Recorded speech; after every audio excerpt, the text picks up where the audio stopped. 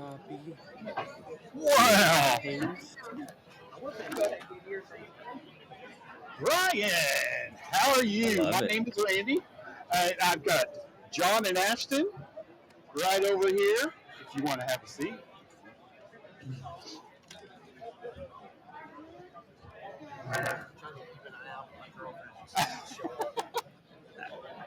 You want me to give you a warning? What's that? A time warning? Yes, please. So, takes two. Okay. I'll flash the shotgun.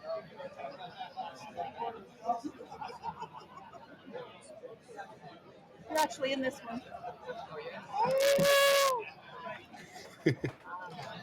So she takes photos for the Rocklahoma book, and there you are. That's a photo that she had taken. That one's mine. We got the whole spread in here. Wow. There's some more. I almost wore that today. He said I almost wore that. It's hanging in my closet. Awesome. So, Brian, a legend. So, the best story I have about Kicks was me and my son and my wife. Everybody went to Rocklahoma. So, no, we didn't see you at Rocklahoma at that time. And he'd seen a lot of bands. And then you guys were playing with Whitesnake at a casino, I believe, down here, or in Oklahoma City. I'm sorry, I'm from Oklahoma City, and he was like, "Kicks." I go, "Right." So you just wait. And you guys got on there, and the energy level was through the roof, and he's just like, "How have I not known about these guys?" I said, "Well, you do now." He's like, "Holy shit." So you made a fan in Oklahoma City after seeing hundreds of bands at Rocklahoma, and then he came to see you with Whitesnake, and he's like, Kicks. That's my new band. Absolutely amazing. Blew him away. So, all right. Hey, John, you got anything? Yeah, absolutely, Brian. How has things changed for you since Kicks did their farewell? Is it How has things changed for you since Kicks has done their farewell? Um, slowed down a lot. Yeah, I'm still playing with Rhino Bucket, but we don't play that often. Um, at first, I was bummed that it was over, but now that I don't know, I sort of got used to. I'm getting used to taking it easy and I'm waiting for the next thing to come along. It's kind of a whole different world. You have to think about things a little bit different. And just like, Yeah, I know, but I've been doing this so long. yeah, Even if it ended today, you haven't taken up gardening or anything yet, have you? close. I walk out in my yard every morning with the corn, or fill this bucket full of corn. Dude, I do the same. Feed the stray cats. Yep. I found myself with bird feeders everywhere. Yeah, that's nice. And my wife is like, "What are you doing?" And I'll just be staring out the windows. Two cardinals. Yeah, but in fact, And now you have one with a camera on it. I had bird seed to the deer corn. Oh. So that all the birds come. And then that attracts the stray cats because they come to Right. bounce on the birds. They come to bounce on the birds. And every once in a while I find a pile of feathers. You're like, am I helping or hurting? I don't know what's going on. Oh my gosh. But we have seen you at Rocklahoma as well, and I knew exactly what my son was getting ready to getting ready to see. And the energy, you guys just bring so much energy, and it's just amazing. And my high school playlist was all Kicks. I love Kicks. So, Well, I think that energy, the higher energy, was like our thing, yeah, and that's another reason. Like, you know, Steve, our singer, was having trouble in the end because he had neuropathy in his feet, and he was starting to have vocal problems, and just couldn't keep up that same energy yeah, level. yeah. And we didn't want to just become one of those old guy Well, you bands. know, and I appreciate that. I mean, it's knowing when to say, you know, are we giving the fans the best Right. performance, Yeah. or are we gonna? I'm not gonna throw out other bands that are still doing it right now that probably should not. Yeah, there's But you guys were still on top of your game. yeah, that's why it And was a good time. it was perfect. And I'm not going to see any of these crazy YouTube videos of Kicks, you know, underperforming. It's not going to happen. So, and I appreciate that as a fan, being able to do that because I mean we all get older and you kind of lose a little step. Yeah, But what do you fill your day with now? Still playing? I mean, you know, do you yeah. have a routine that you go through? Well, yeah, I got like a music room down in my basement. Of course you do. You know, guitars and amps, and I still go down there and I play. But like a typical day for me is I get up and go to the deer, fill the deer bucket, and you know, There's and then I do a workout and go for a walk, and then I cook a meal. So just yeah, you deserve that life. You really do, man. You really do, and that's good to hear.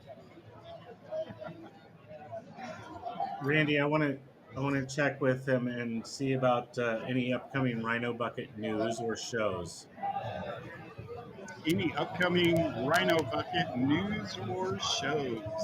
well, we just did the Monsters of Rock cruise, and we also recently started working with this new agent, but so far he hasn't come.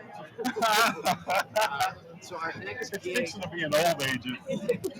our next, we were supposed to have something mid-July, and that fell through. So now our next gig is until September. Okay. But we're hoping there's another agent that we've been talking to on the side, so maybe he'll come through with something.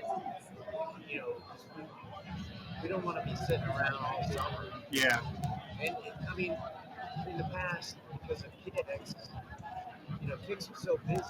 Like I had to sort of put the Rhino Bucket on the back burner, and like during the down months in December, January and February, Rhino Bucket would go over to Europe and we would tour, and then I come back and jump back into Kicks. Yeah.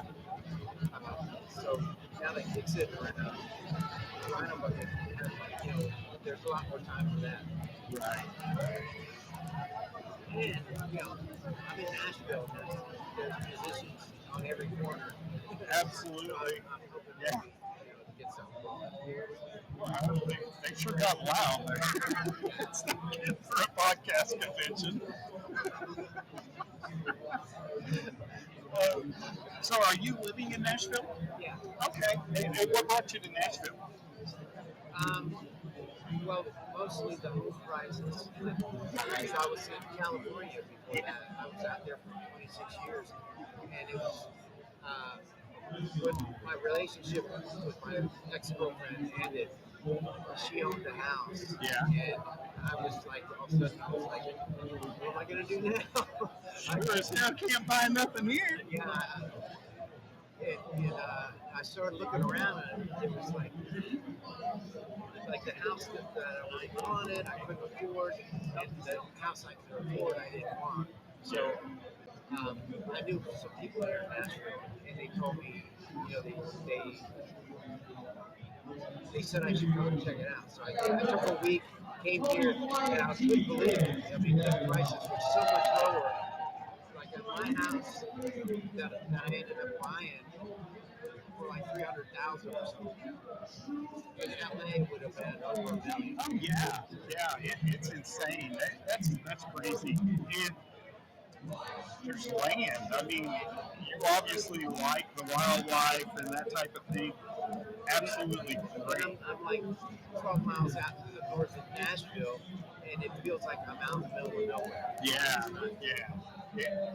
You won't find that in California. I know, and I kept going further and further out of town, looking at houses, but then you end up in like Riverside, and it's like, yeah. And then you get so far out that you don't even have internet service out in California. It's like, but yeah, Nashville seems. I mean, this is my first time in Nashville. Yeah, and it's just absolutely beautiful. We kept comparing it to kind of like Branson-ish, it kind of, the trees and just the natural beauty up here is just absolutely wonderful. So, and with the housing prices, and not to mention all the musicians that are around here. that was the thing that not only could I afford a house here, the music scene was really happening, and it seemed to dried up in LA. Yeah.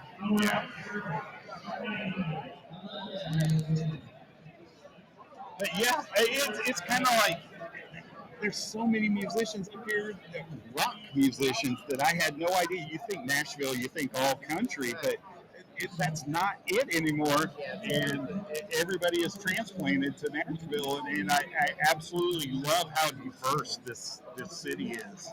And you can go and see anything you want at any given time, and it's absolutely amazing. And the musicians that are around here, the studios. There's lots of studios up here. I mean, just I know I keep discovering, like every time I use my Waze app to get around, and it'll take me some obscure route, and I'll go down the street and I'll start looking around, and like studios, yep, and publishing companies, and yeah. there's just everywhere. This is definitely the place to be. So, especially, I mean, if you're still into the music, or if you're just trying to retire, it's a great place to be. I think you made a very good decision. Also, the last few years I've checked out the Nashville Guitar Show, and you go there, and it's just like you see, like everywhere you look, you see somebody like Vince Gill and Brad Paisley, like just walking around. Just that's awesome, and Gibson has their shops down here, and that type. It's just, yep, this is the place to be. So I envy you. I really do. Oh my goodness, John, do you have anything else for Brian? Yeah, I put a question into the private chat so you could read it to him because I know we're having a hard time hearing. Yeah, there's a lot of background noise. Yeah, it's so loud. I was just saying my hearing's still good. Somebody asked me about that. After all the years of playing and touring, what band did you have the most fun with on tour?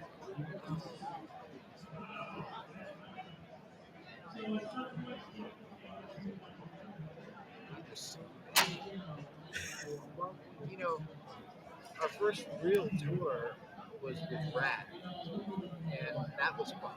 Yeah. Those guys were really cool. But out of all the bands we've opened for, there's maybe only two bands that everybody else is like amazing how good you are. Yeah. But I think our biggest thrill was opening for Aerosmith. Yeah. Like we opened a few times for them,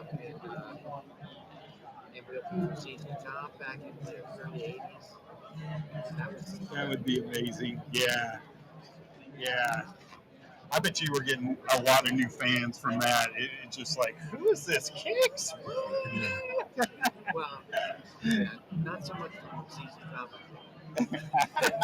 I remember we played this. It was the Allentown Fair, Uh-huh. and Steve had lost his voice or something. But we were up there struggling, trying to.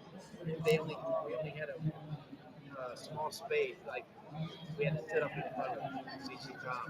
Oh yeah. And we looked down, and they weren't Kings fans. They were a bunch of guys, dudes with beards, and they hated us. But we just powered through. There was only a couple times where their audience didn't accept us. That's awesome. And a few times, well, one time on Rat Tour, I remember we came out, it was like, I think it was Poughkeepsie or something, and the crowd was giving us a hard time, and then Steve Pearson comes out from Cold Blood and sings to Steve, and then the crowd turned around. Like, okay, all right, I guess they're cool. All right. Looks like we just got the 2-minute warning. So thank you so much, Brian. I apologize for not being able to hear. Oh no, that's okay. It's our setup that is. We usually don't do a mobile thing at all. We usually have our at-home things going on. So this is kind of thrown together real quick, but I learned some lessons on what to do and what not to do. So, but I appreciate you, and you are forever in my playlist, man. Forever. Yeah, I know it's a shame. Like we felt like we never quite broke through. Oh, I felt like you did. Yeah, for sure. We always, well, my fuse kind of broke. Yeah. We always wanted to become like AC/DC. Yeah. And we just never did. And like you said, your son wondering why he never saw us. They heard of us. That's true. A lot of that's true for a lot of people. Yeah. They just never saw us, so they didn't know what to be found. Yeah. Well, once they did, by gosh, they knew. Yeah, actually, the M3s and the cruises opened it up. Yeah. Absolutely. Well, thank you so much, Brian, and you're absolutely amazing. Thank you. Rush to the front of the stage.